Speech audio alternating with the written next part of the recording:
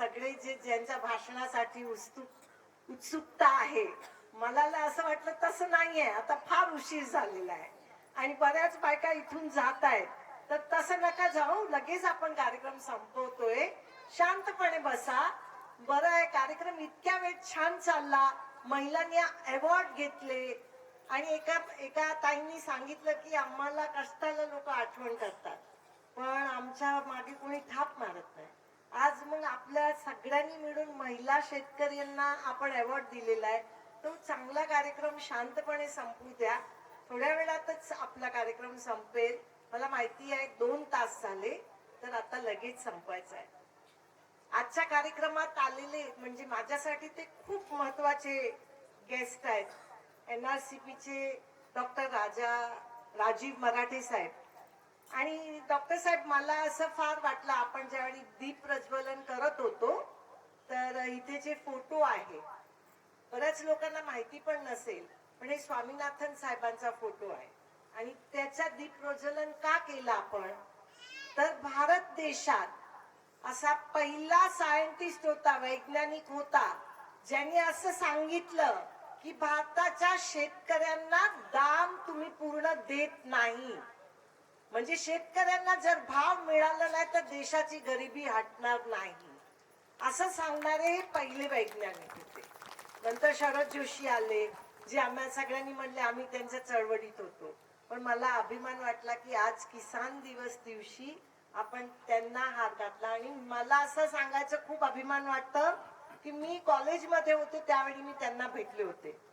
म्हणजे शेतीविषयक एक वैज्ञानिक असं सांगतो, हे माझ्यासाठी खूप मोठा ज्ञान होता डॉक्टर साहेब. आणि मला स्वामीनाथन साहेबांना भेटायची संधी रिझर्व्ह बँकेत भेटली होती. म्हणजे मला शेतकऱ्यांनाही सांगायचं, आणि त्या रिझर्व्ह बँकेत रेखा कुलकर्णी जातात, की शेतकऱ्यांना डबल भाव भेटला पाहिजे जेवढा खर्च होतोय त्याच्यापेक्षा, असं सांगणारे स्वामीनाथन साहेब आहेत. ते भाव मिळेल आणि नंतर बँका उभे राहतील शेतकऱ्यांना लोन द्यायला. मला असं म्हणायचं आहे, कोरे मॅडम आणि रेखा कुलकर्णीला, त्याच्या आधीच तुम्ही लोन द्या. शेतकऱ्यांना बाकीचे लोक पण लोन देणार, मग तुम्ही पहिलं पाऊल टाका. बरोबर आहे ना? दुसरं मला ह्या सांगायचं आहे, आजच्या कार्यक्रमाला जे MOU आपण साइन केला, त्याच्यात सगळ्यात मोठा रोल, मोठी भूमिका आपण महिलांची आहे. मैं रोमित को भी बताना चाहती हूँ, रोमित, कि वो आपले मल्लिकार्जुन साहेबांनी जो दाखवला कागद, आणि कसं डाळिंबला आळी आपण जी खाते आणि रोग आणते ते आळीला संपवू शकतो. ती जर आळीला संपवायची असेल तर ते लॅब आपण चालू केली पाहिजे. मला टेक्निकल माहिती, मी जेवढ्या महिलांचं भाषण ऐकलं ना त्यावेळी मला वाटलं, अरे ह्या महिलांना किती माहिती आहे. सगळीच म्हणजे त्या ताई सांगत होत्या की तुम्ही जे खाताय हे विष आहे.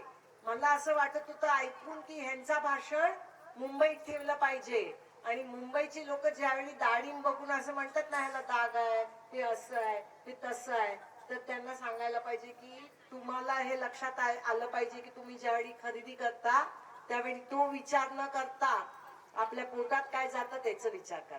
तर एवढ्या सगळ्या महिला छान बोलल्या. आणि मला दुसरी गोष्ट खूप आवडली, आज मी ह्या बाजूला म्हणजे ह्या भागात, आपण आता मेगा सिटी म्हणतो त्याला, पण तसं कधी कोणाला मी विचारलं की कुठे चाललाय, नाही का आपली छावणी भरली होती तिथे चालली आहे. म्हणजे ह्या भागात जनावरांची छावणी होती, आठवतंय ना? मग ह्या जनावरांची छावणी ज्या भागात भरली तिथे स्टेजवरनं अशी लोक बोलतात, मी 25 लाख डाळिंब विकून कमवले, मी 1 लाख रुपयाची ढबू मिरची विकली. म्हणजे ह्या तुम्ही शेतकऱ्यांनी तो छावणीचा भाग बदलून त्याला लखपती लोकांचा भाग करून टाकला. किती मोठी गोष्ट आहे. ह्याला काय सरकारचा पैसा आला नाही, काय नाही, ह्याला एकच गोष्ट आली आहे, म्हणजे 2 गोष्ट. एक तुमच्या कष्ट, आणि दुसरं तुम्ही जी तंत्रज्ञान वापरून जे पीक पिकवताय. म्हणजे मला आज असं पण वाटायला लागलं की मी शेतकऱ्यांना ऐकते बोलताना की आम्हाला वेदर स्टेशन पाहिजे, बायोगॅस पाहिजे, किंवा आम्हाला आता पाऊस केव्हा येणार केव्हा नाही होणार ह्याची माहिती AI ने, तंत्रज्ञानाने पाहिजे. त्या ताई पण असं सगळं खूप सांगत असतात. आणि असं वाटलं अरे आपलं एवढं शिक्षण झालं हे झालं, ह्यांच्या एवढी आपल्याला माहिती नाहीये. खरंच म्हणजे मला ह्या गोष्टीचा पण फार अभिमान वाटतो की माझ्या भागातले मानदेशातल्या ज्या शेतकरी महिला आहेत त्यांचे हात कष्टाने फारच झिजलेले आहेत. त्यांच्या बरोबर हात मिळवला ना तर आपल्याला जसं पायाला भेगाला कसं जाणवतं तसं हाताला भेगा पडलेल्या आहेत. पण त्या भेगा पडलेल्या हाताला ते ज्यावेळी ऍप वापरतात, आपला ह्याचा वेदर ऍप वापरतात, तर मला अभिमान वाटतो. म्हणजे शिकलेला कम्प्युटर इंजिनियर कुठला ऍप वापरले त्याचा काय अभिमान आहे. पण किसान दिवशी आपल्या ह्या शेतकरी महिला मोबाईल वरनं ऍप वापरला की तिथे मला वाटतं की त्यांच्या हृदयात ज्ञानेश्वर बसलेला आहे. ज्ञानेश्वर कुठे आहे? आनंदीला आहे का? आहे. पण खरा ज्ञानेश्वर कुठे आहे? आमच्या ह्या सीतामाई सगळ्या बसलेल्या आहेत त्यांच्या हृदयात आहे. त्यांना माहिती आहे सगळं. म्हणजे मी सीता का म्हणते की जनकाने ज्यावेळी पावळा म्हणजे प्लाव केलं तर सीतेचं निर्माण झाला भूमिकन्या. तर माझ्या ह्या सगळ्या ज्या भूमिकन्या आहेत ते नुसतं आज भूमिकन्या नाही राहिल्या. त्यांनी उत्कृष्ट डाळिंब पिकवतात, उत्कृष्ट ढबूमिरची पिकवतात, उत्कृष्ट आंबा पिकवतात, उत्कृष्ट सीताफळ पिकवतात. हे सगळं पिकवून त्याचबरोबर ते सांगतात की आम्ही लाखांनी पैसे कमवतो. आणि आज किसान दिवशी म्हणजे चौधरी चरण सिंगचा आज वाढदिवस.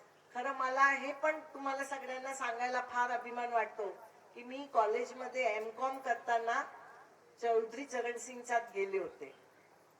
ते त्यावेळी उपप्रधानमंत्री होते आणि आम्ही त्यांच्या गावी गेलो आणि असं गावी जात होतो तर ते बोलत होते आणि म्हणत होते की इथे ह्या सगळ्या ज्या मुली आहेत त्यांच्यासाठी अशी लस्सी आणा, जेवण आणा. मला असं वाटलं की एक माणूस पंतप्रधान पण छोट्या छोट्या गोष्टी एका खेड्यात आम्ही मुंबईतून मुली आलो त्यांना जेवण भेटलं की नाही विचार करतात. हे वसा येतो कुठून? हे वसा तुमच्या सगळ्यातून येतो, शेतकऱ्यांकडून येतो.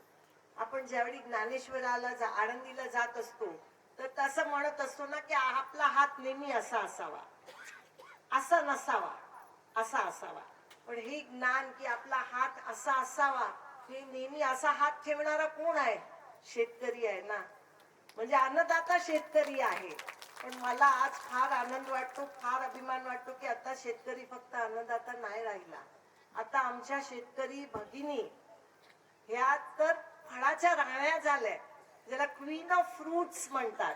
म्हणजे फळांचा राजा आंबा, पण आमच्या फळाच्या राण्या जे आहेत ते मानदेशात आहेत. ते डाळिंब पिकवतात, सीताफळ पिकवतात, पपई पिकवतात आणि त्याच्याबरोबर तंत्रज्ञान पण शेतामध्ये आणतात. म्हणून जे मानदेशी फाउंडेशन आणि मी जे ज्यावेळी महिलांना पुरस्कार भेटत होते ना त्यावेळी मी आमच्या सॉइल सखीचे नाव ऐकत होते. आमच्या शीतल मॅडम, आमच्या पूनम मॅडम, आमच्या वनिता मॅडम. मला वाटलं अरे ह्या सगळ्या ज्या मॅडम आहेत त्यांनी आपला चमत्कार घडवलेला दिसतोय. तर ह्या सगळ्या मॅडमाचं तुमचं यश आहे बाबा की ह्या मानदेशात अशा हिरी आपण म्हणतो ना की हिराकणी भेटल्या. कोणीतरी शेतकऱ्यांनी असं सांगितलं की मानदेशात लाल सोनं आहे. मला ती लाईन पण फारच आवडली. लाल सोन्याचा देश म्हणजे मानदेश, डाळिंबाचा देश म्हणजे मानदेश. उत्कृष्ट डाळिंब पिकवणाऱ्या शेतकरी कुठल्या? मानदेशातल्या. उत्कृष्ट फळ पिकवणाऱ्या शेतकरी महिला कुठल्या? मानदेशातल्या. म्हणजे मानदेशातली ही सगळी जी ओळख आहे ती तुम्ही बदलतायत आणि तुम्हाला जेवढा हात जोडून नमस्कार करावा तेवढं कमी आहे. पण जाता जाता मी एवढं पण सांगते साहेब, डॉक्टर मराठे साहेबांना की आपली जी पार्टनरशिप आहे आता आपण दुसरा MOU करतोय आणि अन्नधान्यासाठी करतोय की जे पिकवून सॅलड मध्ये वापरलं जाईल. महिलांचा फार रोल आहे याच्यात. मग ते डाळिंबचं काही प्रोसेसिंग कराल तर आणि ते जे मगाशी मल्लिकार्जुन साहेबांनी कागद दाखवला तो कागद तुम्ही डाळिंबाला लावणार तर हा मानदेशातला जो स्वरूप बदलण्याचं जो काम आहे ते तुम्हीच करू शकता आणि तुम्ही पुढे राहाल तर मानदेशीला यश मिळेल. मी डॉक्टर मराठे साहेबांची खूप खूप आभारी आहे की आपण इथे आला आणि MOU केला. मी रोमित साहेब जे HSBC चे आहेत त्यांना सांगते आणि तुम्हाला सांगते की ज्यावेळी छावणी होती ना तर 48 डिग्री सेल्सिअस एवढा ऊन होता आणि आपले सगळे शेतकरी उन्हात होते. मी त्यांच्या बँकेला फोन केला आणि त्यांना सांगितलं की तुम्ही एक दिवस इथे येऊन बघा कसला ऊन आहे आणि आमचे शेतकरी अगदी उन्हात आहे. ते खरं झालं इथे. आणि त्यांनी बघितलं तर शेतकऱ्यांना शेडनेट दिलं सावलीसाठी. त्यावेळी त्यांनी शेतकऱ्यांना सावली दिली. आज ते शेतकऱ्यांना तंत्रज्ञान देत आहेत, टेक्नॉलॉजी देत आहेत. म्हणून आपला खूप खूप आम्ही आपले आभारी आहोत. आणि मला दुसरं एक सांगायचं आहे, म्हणजे कसं आहे डॉक्टर साहेब, आपण PhD झाले, आम्ही डॉक्टर झालो, आम्ही खूप शिकलो युनिव्हर्सिटीमध्ये म्हणजे डॉक्टर झालो. पण कोणाचं धाडस होतो का की मातीच्या युनिव्हर्सिटीमध्ये काहीतरी नवीन उत्पन्न करून दाखवावं? आणि तो धाडस भागवतराव पवार, देसाई आमच्यासाठी. तुम्ही डॉक्टर आहात, तुम्ही PhD आहात आणि जे माझे शेतकरी इथे थांबलेले आहेत माझ्यासाठी, तुम्ही माझे शिक्षक आहात, तुम्ही माझे गुरु आहात, तुम्ही माझ्या गुरुकन्या आहात. मग तुम्हाला सगळ्यांना हात जोडून नमस्कार.